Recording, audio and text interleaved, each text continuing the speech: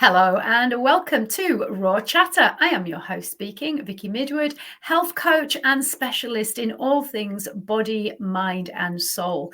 And I have got a fantastic guest with me today. Somebody who I met actually through networking, a group that we're both a member of. And she has got an incredible journey, story of transformation to share that actually got her into doing the work that she does now, which is fascinating. She is an online cookery person who teaches you all about real Indian food, the authentic version, not the stuff you're going to get from your local takeaway. But how she began that business and the journey that got her started is what we're here to talk about today. So, Sasi, I am so delighted to welcome you, and I can't wait for you to share your story with our listeners. So, over to you. Hello, Vicky. Thank you so much for this wonderful introduction and for having me as your guest. It's always a privilege. And it's amazing to know you and what we do in our conversation. And my journey into the world of food, to cut a long story short, is having had a corporate career and given up when I had my son, 15, who'll be 16 soon. And when I had him, I gave up as a conscious decision to be a full time parent. All our families back home in India. So that was a conscious decision to be with him and raise. So trying to raise a young child in a foreign country, and I coming from India, having born and brought up there, yes. I thought, how do I feed my child healthy? Because as a child, my mom always complained I was a terrible eater, terrible eater. It is so contrast to what I do. I know. I know a lot of people, including my mom, laughs. But in that journey of motherhood, how do I feed my child? How do I bring in new vegetables? Because living in England, there were new vegetables that I wasn't familiar with. So when I started to dig deep, that kind of gave me an aid to fall in love with food, let's say, for example, because it's not something that I automatically warmed up to. So, can we just find out whereabouts in India are you from, and how old were you when you moved over here? I was 23 probably. So I've been living 23 years now. So you kind of get my age. I'm still young. But I get the your age. culture shock was probably massive when it came to just what is available in terms of food and the vast difference in the type of cuisine and ingredients that would have been available in India that compared to here. So tell us about what that was like. That's a very good question that I've perhaps never spoken about before. You're absolutely right. I think A, it was a big culture shock completely. And B, I started working. So that also gave me a shock. Everything was different and new. And so was I. Yeah. Naive, um, right from my accent to everything. So I had a lot to take on board while still trying to process how I get on with everything. And an interesting one, when you come from India and you suddenly find Indian restaurant written in your local town, you get so excited, and so was I. And we, me and my husband, we went to, and we both ordered. He's a non-vegetarian, I'm a vegetarian, and I was so excited. Oh, I recognized the name is what I saw. When I actually ate it, I thought, uh, What is this? what is it?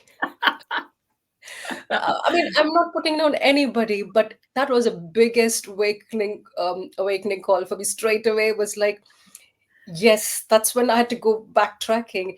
Everything was new, and I think um, at that time probably I was not that much into food, but it did give me a shocker and a waking call, saying, "What is people eating here? What do they know, or what is being presented?" And because my husband is a non-vegetarian, and of course I'm a vegetarian, he tasted both of our food and he said, we have exactly the same base sauce, just that I've got chicken and you've got vegetables. And that Right. makes sense. You've given the game away now of all the restaurants and I takeaways. know I might sound terrible, and I am not trying to sound terrible, but that was my first experience back in 2001. Right. I think it's changed now since, hopefully. I think there's a lot of transition that's happened. Definitely not what I would want to see yet, but Yeah. definitely there's much more. And there were a lot of ingredients that I didn't recognize. In answer to Right. your question, the vegetables like avocado, courgette, Yeah. kale, there are similarities, but those were completely alien to me. Right. So I had to first learn. And the good thing was, I was in the country 4 or 5 years before I had my son. So that gave me time to learn, to settle before I went on to motherhood. So that helped me, though the actual change happened after I had him. Right. Fantastic. And so the work that you were doing was pretty full on, wasn't it? It was a corporate job, and you were pretty much tied down to quite long hours. So the conscious decision that you made to have your son, I'm guessing that that was fully backed by your husband, and it was what you were familiar with. You had been at home and your mum was looking after you and cooking your meals, so it was a role that you kind of had familiarity with, and you'd made that conscious choice. But I'm guessing it was also scary to be at home with a little one and kind of going, okay, now what do I do? Oh, absolutely, absolutely. All that you said is absolutely true. I had a stay at home mom. That's what most women, at least from my mom's generation, still there are a lot who continue to do. So I always grew up having my mom there, cook. I used to help her. Of course, I didn't cook, but yes, mom was the person. Every time we came home, there was mom, there was food, and that's what I've been used to.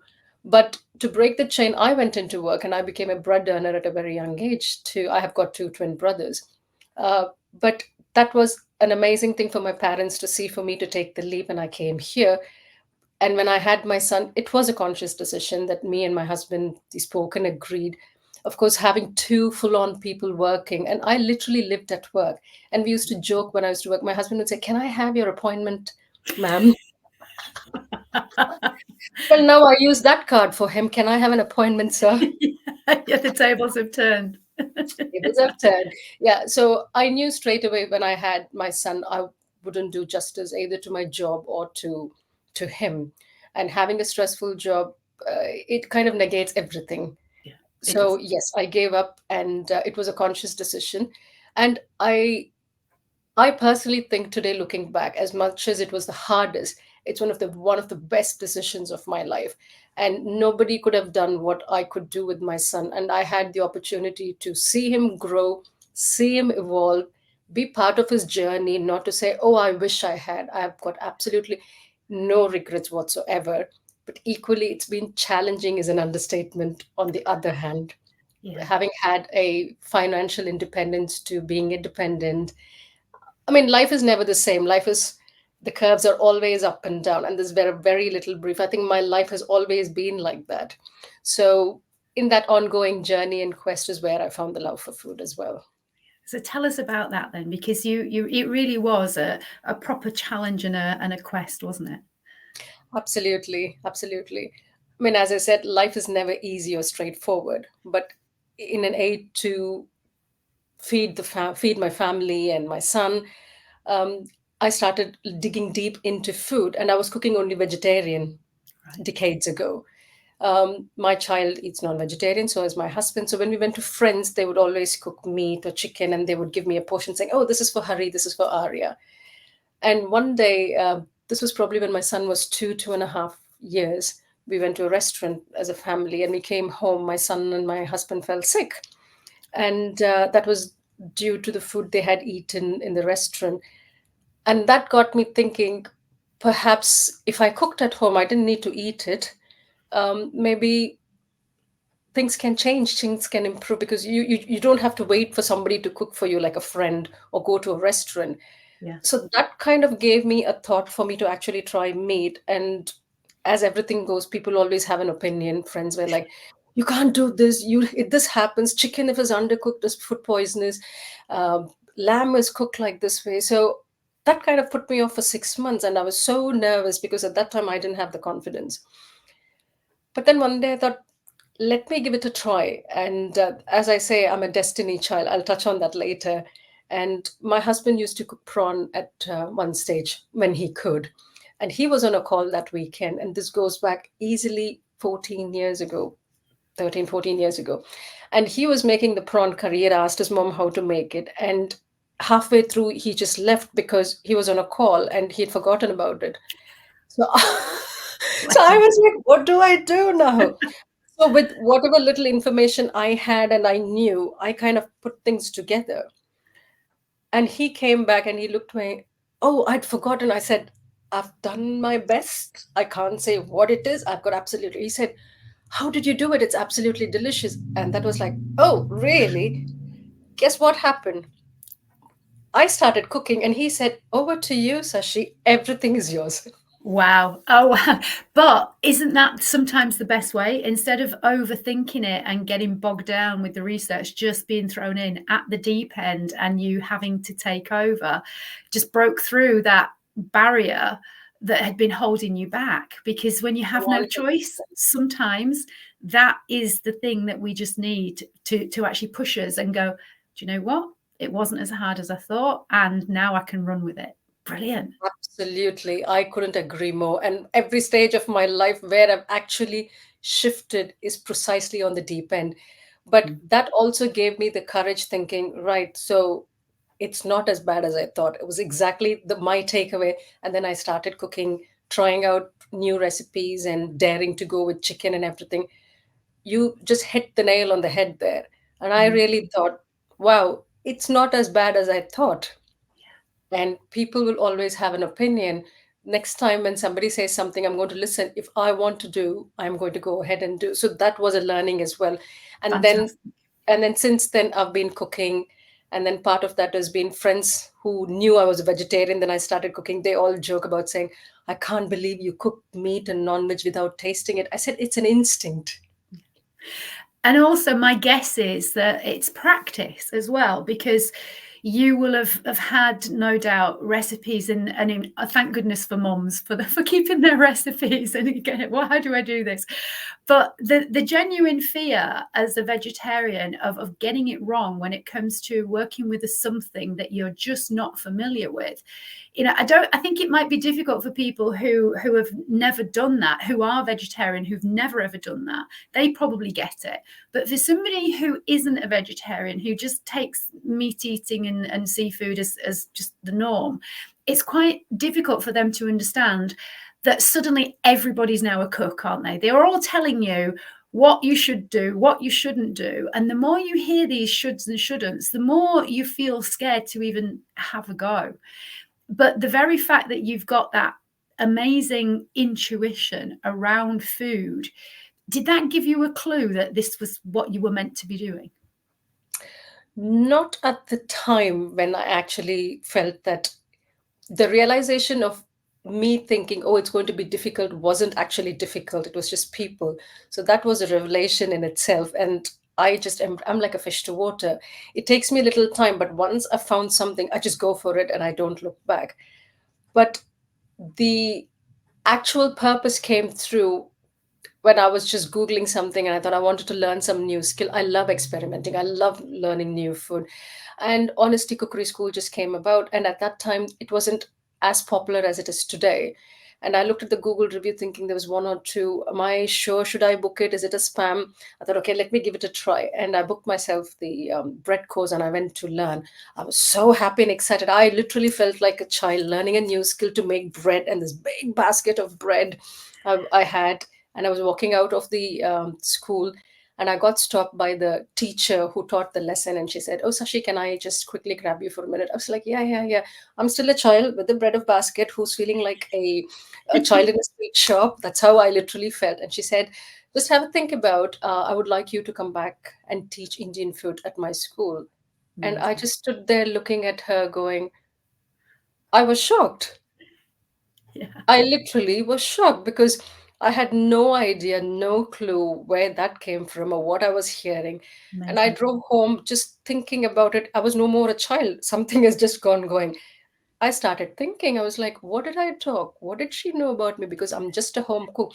So it was all these questions going on, not about do I want to do it. It was about what did I talk? How did I get even asked about it? So I went home, had a thought about it. And when I spoke to her 2 days later, I said, I'm just intrigued to find out what is that you saw in me, that Yeah. a person who's come to learn something, you're asking to come back and teach.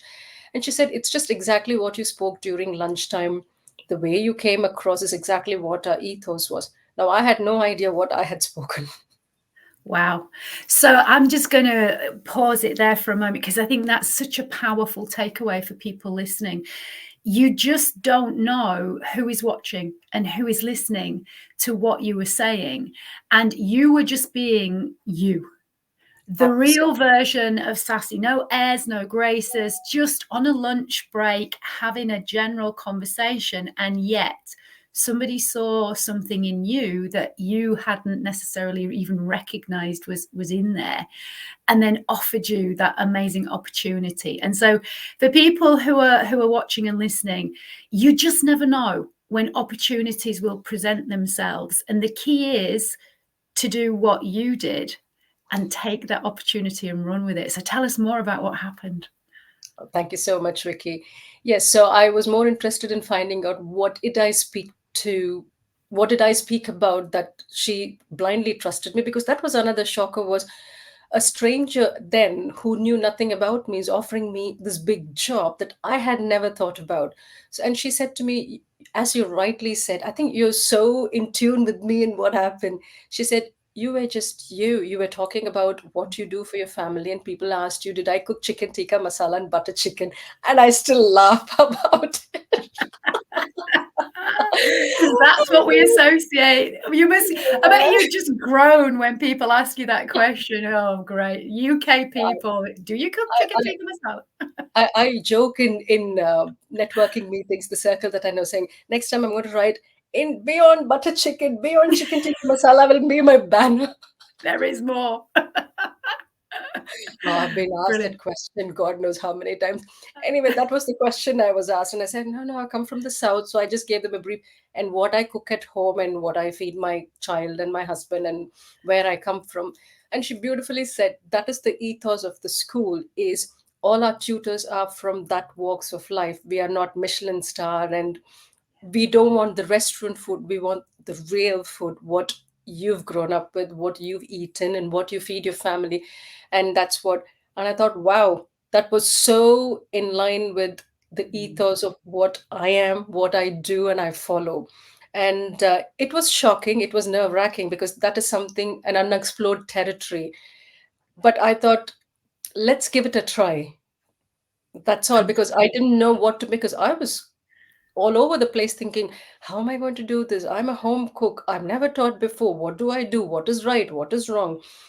All those questions went through my head, as with everybody else. But yeah, then I thought, sure. okay, let's give it a try and let's see. And then the first session that I did in 2018, I had prepared so much notes. I'm not going to lie. I'm going to talk about this. I'm going to talk about that. I had this 2-page notes. Guess what? When I walked into that beautiful setting, everything just went out of the window. And I looked at 10 people standing around me and I'm like, okay, here we go. And I was nervous, without a doubt. But the first 2 minutes, once I introduced myself, and one thing today in hindsight I can say was, I'm glad that I'm a people's person because I pick up people's energy. So I was just seeing what they were doing. I Yeah. engaged in a conversation and I started. And when I started talking in the first 5 minutes, I really felt like a fire in the belly. And I know people go, what is that? I said, it's almost like I've been asking this question, what am I meant to do? Do I need to get back to work? What do I do? A question that I was searching and searching, the universe just answered. Yeah. I really felt that I found myself is the best way Love I it. can put it.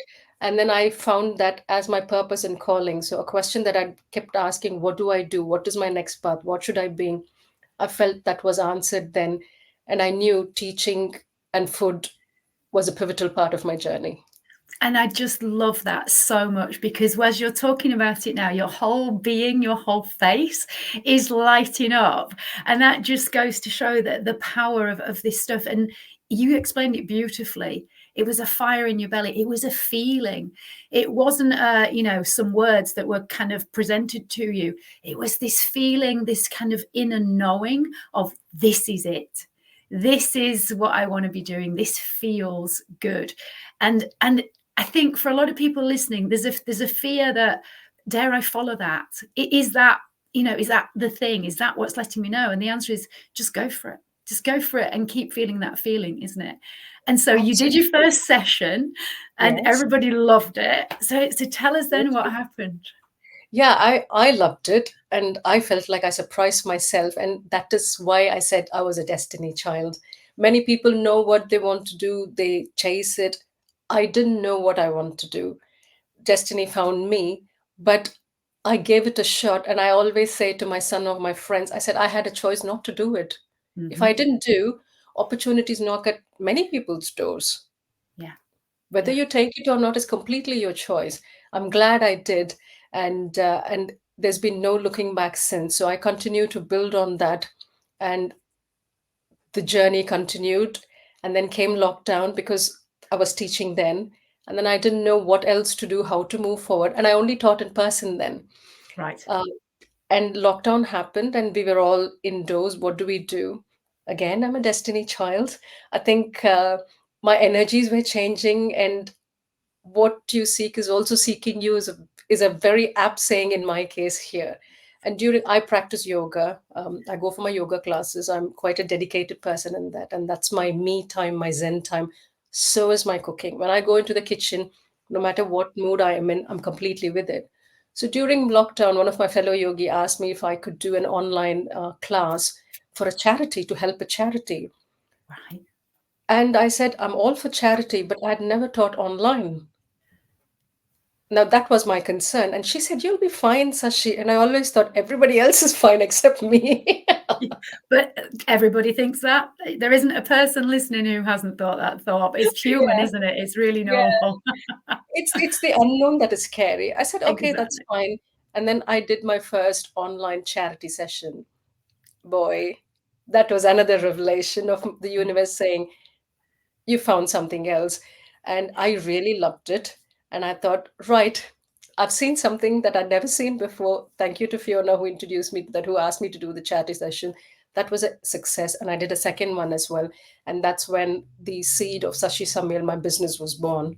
I call it my second baby, or the Love baby it. of I love it. purpose today.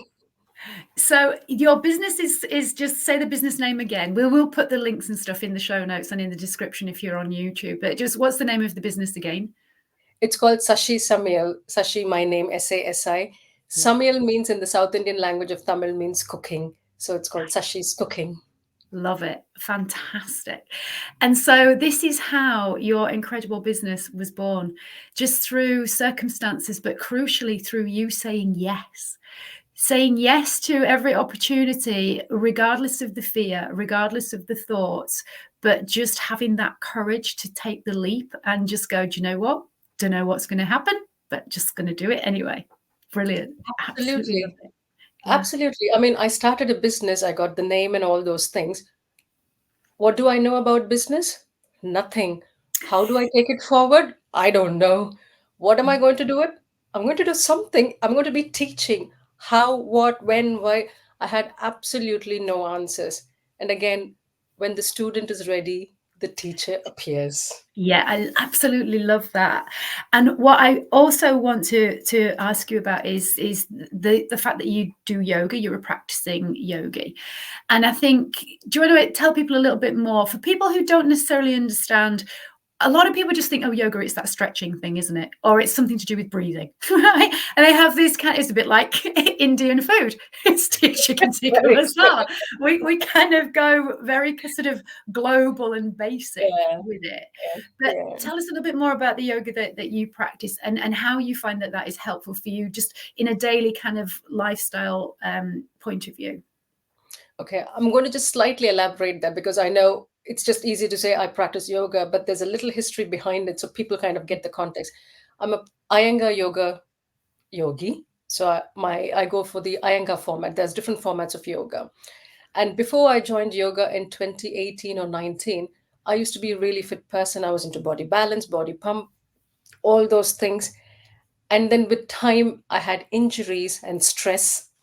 Life happens. Yeah. I come from India. I fold my legs and I was so flexible and fit. It came a point that I couldn't even cross my legs. Wow.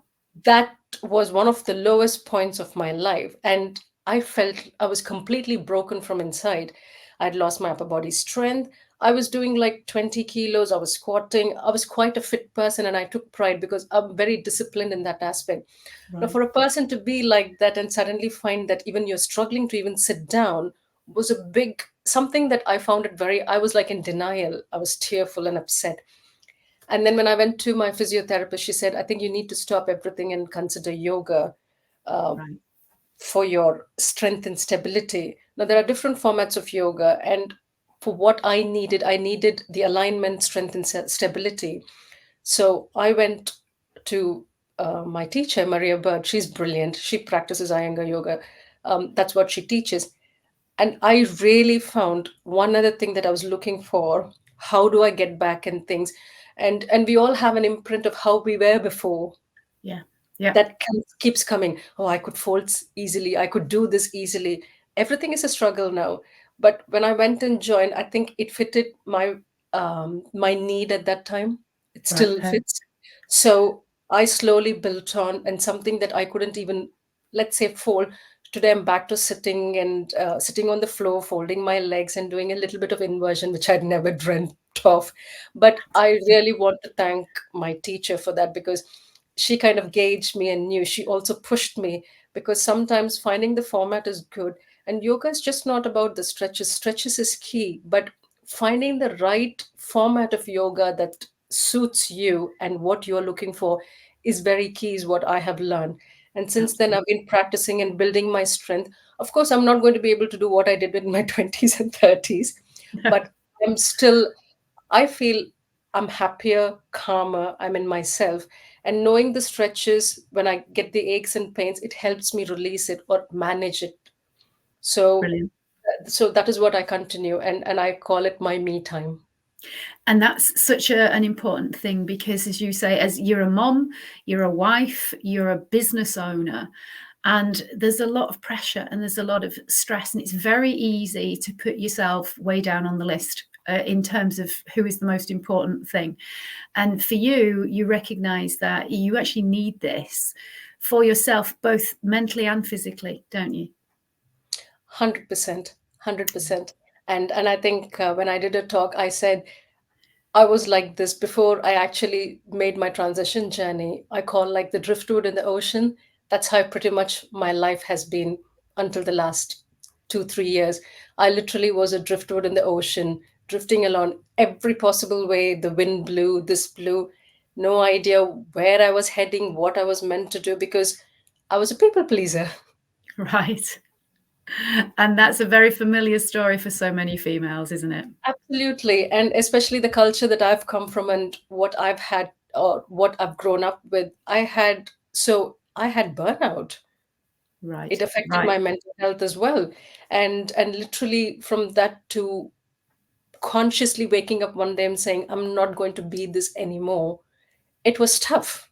No change is easy, especially when you've got, but sometimes I think the downfall, or you need to get a hit on your head for you to wake up and look at things in a different way. So adversities is the best friend Yeah. in hindsight. Brilliant. I mean, this is the thing. And there's a phrase, you can only join the dots when you look backwards. You can't see 100%. it at the time, and you certainly 100%. can't see it when you're in it. But there is something powerful about the fact that you were able to just wake up one day and go, enough. I don't want to be this person anymore. And I think, for our listeners, they may have thought that thought, but then not known, well, okay, but what do I do? Because I only know this. And this is where just giving yourself the opportunity to do different things. What set you off on your trajectory was you going for that bread making course. Yeah. And what was it that drew you to that? Who knows? But whatever it was, you followed through with it and you took action and you showed up and you did it. And think that's a powerful message. You were asked to teach, as you quite rightly said, you could have said no, but you didn't. 100%. 100%. And I think today, as you said, hindsight is such a brilliant thing. And so many questions are answered when you look back than when you look forwards, because looking forward is always a bit scary. But today I can say, hands on heart and with my own personal journey, I can testify that unknown, as much as it looks scary, is where the pot of gold lies and where the next step lies. And that's exactly how I've discovered and continue to rediscover myself. That's a brilliant message, Sasi. I absolutely love that. What a brilliant message to wrap up on there. But we're not quite finished, because I want you to just let people know where they can find out about your courses. Where do you hang out? Where can they connect with you?